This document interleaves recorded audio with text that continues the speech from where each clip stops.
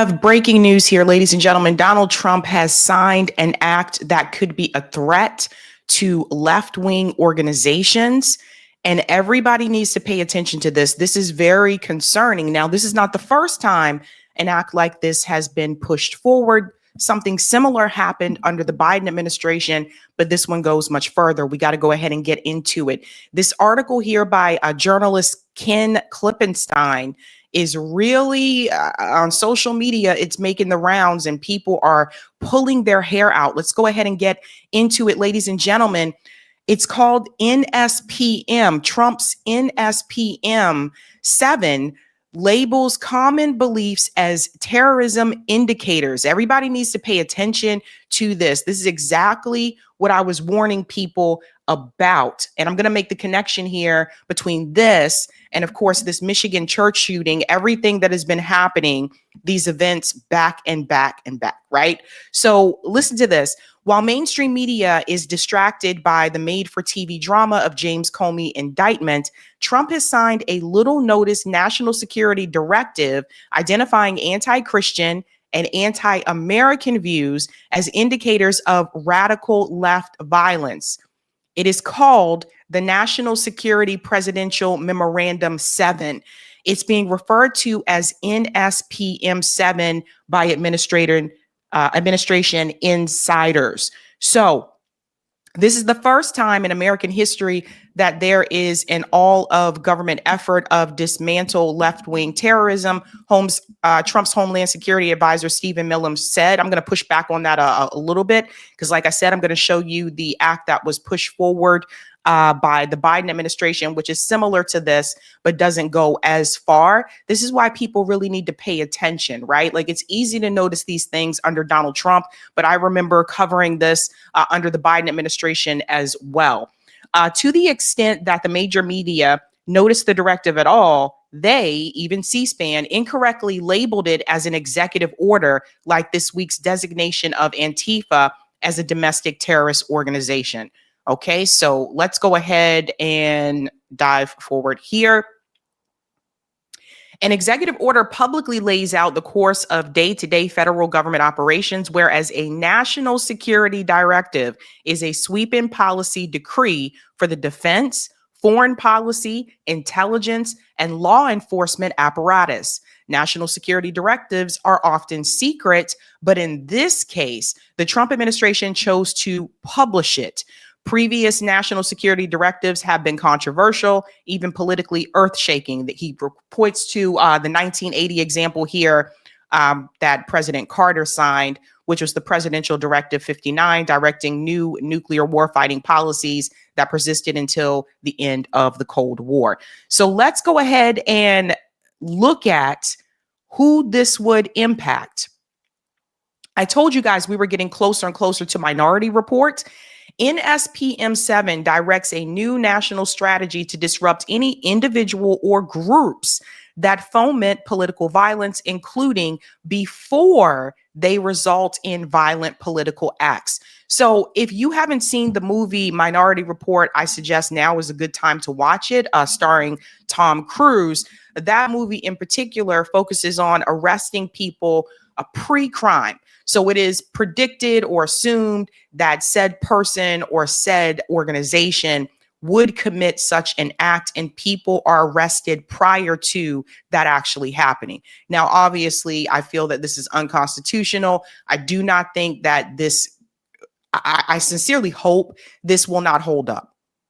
Right? Like, I hope that a federal judge will come in and strike this down, because no, this is not constitutional. You can't just go after people because you think they may do something, right? These are the times that we are living in, ladies and gentlemen. These are the times that we're in right now, where it has come to this point. And I said before, I'm 100% pro free speech. I do not support censorship in any way, shape, or form. And this is an example of the reason why. Because a lot of people will say they support free speech until it's an issue that they are against. Then all of a sudden they're like, yeah, go after that person, arrest that person. But you never know when the laws may change to impact an issue that you do actually support. And this is what we're looking at here. So people are like, it's a focus, obviously, on left-wing groups. I want to remind you that the next administration coming in which, considering the way that things are going now, would probably be Democrat in 2028 if things continue the way that they are. If Democrats win in 2028, they can always implement their own act and apply that towards right-wing individuals and right-wing organizations. I've seen it happen under the Biden administration. They can always do these things, like we had censorship under the Biden administration, which I talked about as well, in reference to the pandemic, the Twitter files, all of those things. So you might think that you're safe because you're not a part of that political ideology, but all it takes is a new administration to turn the tables around on you. So look at this. In other words, they are targeting pre-crime to reference Minority Report. The Trump administration isn't only targeting organizations or groups, but even individuals and entities whom NSPM 7 says can be identified by any of the following indicators of violence. And this is what they're calling violence. Listen to this. Anti-Americanism. Well, that could impact pro-Palestinian protesters because there have been a number of conservative politicians that said, protesting for the people in Gaza is anti-American. It's the same ones that say being pro-Israel is American. This is how far this can go. People really need to wake up and pay attention. Anti-capitalism. So that can also include DSA. And DSA is even somewhat light on this particular issue. That can include DSA, Democratic Socialists of America. That can include Party for Socialism of Liberation. That can include Code Pink. Like all of these left organizations that are screaming about the problem of capitalism. That can include anyone who identifies as a socialist or a communist in this country. We are looking at a modern day version of McCarthyism. And I've been warning people about this for the longest time, that they are cracking down on free speech, that they are increasing surveillance. This is where we're headed, folks. Anti-Christianity. Again, that can be directed towards the pro-Palestinian protesters or anyone who practices a religion in this country that is not Christian or a part of the Judeo-Christian. Because they're not going to do that towards Judaism, obviously, right? Because they still consider that to be a pro for Christianity. Very concerning. Support for the overthrow of the United States government. Extremism on migration. Again, this is loose. That could be anything, right? They could say it's extreme to say that we should allow people from Gaza, right, to have a visa process here. They could say the extreme. It could be anywhere. Extremism on race. Who do you think they're talking about? They're not talking about white supremacists. Who do you think they're talking about when they say extremism on race? And this is why everyone pay attention. I said this about 2 weeks ago when I said they are cracking down on some of the left-wing organizations after the death of Charlie Kirk.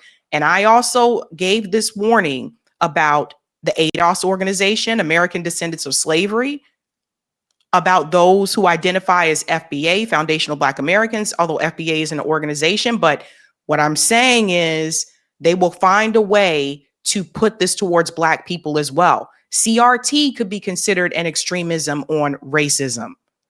Anything, but it's not going to be, and everyone pay attention to this, is not going to be targeted towards white supremacists. It damn sure is not going to be targeted towards the organizations and these companies that are trying to make people take anti-Semitism training. Northwestern University, for example. See, that's going to get a pass.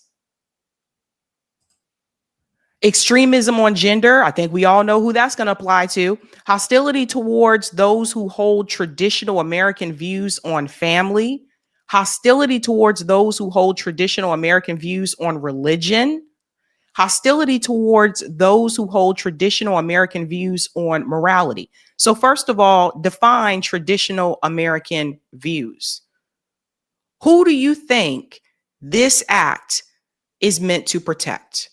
It's meant to protect white Christian people in the United States. That's what they consider traditional American. This is where we're at now, folks. There's no, there's no denying it. No denying it here. The United States requires a national strategy to investigate and disrupt networks, entities, and organizations that foment political violence so that law enforcement can intervene in criminal conspiracies before they result in violent political acts. Again, before all of these groups, they are going to try to target organizations and even some, and here's the thing. Like I said before, I think DSA is light on this issue, but if you see the lengths that are being taken to go after Zohran Mamdani, who is endorsed by Democratic Socialists of America, they do have the word socialist in their name. Don't forget, there was that petition under the Biden administration that Congress members signed to basically vow against socialism. Remember, I covered that, and Rokana was one of the people who signed that. So this is what I'm saying, folks. Both parties in particular, both parties move everything to the right, not to the left. That's really what this is about, to protect the status quo. Now, I want to show you there was something similar about this under the Biden administration. I don't think the Biden administration had the anti-Christian part, but I'm going to show you. So here is my comrade Nick here from Revolutionary Blackout Network. Remember that time Joe Biden and Kamala Harris labeled all anti-capitalists as domestic violent extremists, laying the foundation for everything Trump is doing now. Unlike most Americans, I actually have a memory that lasts longer than one election cycle. And this is what he's talking about. Categories of domestic violent extremists. Listen to this. Racially or ethnically motivated violent extremists. The issue on race. Now, it'll be different races when you compare it to the Trump one. Anti-government, anti-authority, violent extremists. There you go again, people who are against the government. All other domestic terrorism threats. Animal rights, environmental, violent extremists. Again, this was under the Biden administration. Abortion-related violent extremists. So that Trump doesn't have that. But do you see how what I've pointed to once again is how Biden basically some of the policies, some of the things that he implemented, he basically laid the groundwork for someone like Trump to come in and to make it even more crazy. This is what they do. Both of these parties bounce off of each other. So the Democratic Party should have been focusing on establishing a pro-worker, populist, not just message, but policies to prevent this type of thing. But they were trying to implement things that are actually more right-wing. So both parties are against the anti-capitalist organizations and individuals because they support the corporations, Wall Street, the military-industrial complex. They support all of that. That's where we're at, ladies and gentlemen. And that leads me to this shooting that just happened at the Mormon church in Michigan. Everyone pay attention to what's going on around here. This is the latest incident that can be used as the catalyst for the Trump administration to say, we have to increase surveillance. We have to ramp up the police state. We have to crack down on the people. We have to watch the people so that they will behave. All of these movies that we watched in the past, everything is coming to light, right? So there was a mass shooting at a Mormon church in Michigan, another incident so soon, just after the shooting of Charlie Kirk. I want to bring in ABC News reporter Olivia Rubin here right now, along with ABC News contributor and former FBI agent Brad Garrett for more. Olivia, what can you tell us right now in terms of the scale of this shooting and exactly what we know so far? Well, you just laid a lot of it out right there, right? So they're talking about hundreds of people were inside of a church when this 40-year-old male suspect, as they laid it out, rammed the front doors of the church, went inside, started shooting before, as officials said, he was neutralized by law enforcement. But really what's so difficult here for law enforcement is that fire that they believe was deliberately set, that sort of pushed them back, and what they were able to do a bit, as you've heard, they just got that fire out about within the hour, is how they put it. Sources have also told ABC News that there was a partial collapse of the church building. So you can Imagine you're already dealing with an active scene, an active gunfire scene with hundreds of individuals on site, and then you add in a fire with a partial collapse. That complicates it even more than it already was. That's also why officials are saying right now, tragically, that they do believe that they will be finding more victims here. They didn't say whether they would be alive, hopefully, or deceased, but they did say because of the way that that fire was set, that there were some people, unfortunately, trapped, unable to get outside of the building. Those were the words of the law enforcement official you just heard right there. So a very complex, very dynamic, as you said, hundreds of family, law enforcement, all on scene here, 100 FBI agents responding to what was just described as a very complex, dynamic, active scene right now. The chief there saying that this was still preliminary information and that they would be getting more as it goes on. So the people were trapped because there was a fire. Guys, I think these events are planned. I think these events are planned to basically advocate for the need of cracking down on the freedoms of people here in the United States. They want to watch us. They want to, surveil us. They want to do all of these things because by they, not just the US government, but the billionaire class, the elites, they believe that that will make people behave. I really do believe I don't know. This is kind of crazy. These events are happening back to back to back to back. We had the shooting of the politicians, the killing of the politicians in Minnesota. You have the death of Charlie Kirk. There was the incident that happened of the two pro-Israel youth activists that were killed in DC. You have Charlie Kirk's shooting. There was a school shooting at a Catholic school. There was, of course, now this incident. All of these incidents that are happening back to back to back. And you want me to believe that there isn't a possibility that these things were planned. And this is not to say we've always had mass shootings in this country as long as I've been alive. These things happen, but the frequency has increased. And look at who is targeted. These were people at church.